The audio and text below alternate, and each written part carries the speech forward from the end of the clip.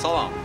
Hər birinizin bildiyinə görə, keçən illəri biz Saray qəsəbəsində yerləşən kimsəsiz əlil uşaqlar evindən ziyarət etmişdik.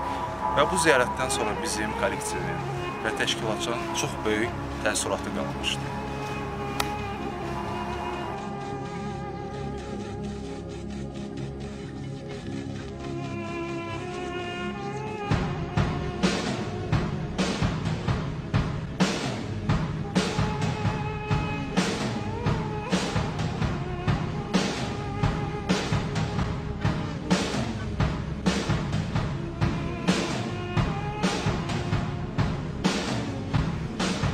Və məhz buna görə də belə qərara gəldik ki, bu illəri 30 dekabrda həmin uşaqlar evində yeni tədbirini öz üzərimizə götürək.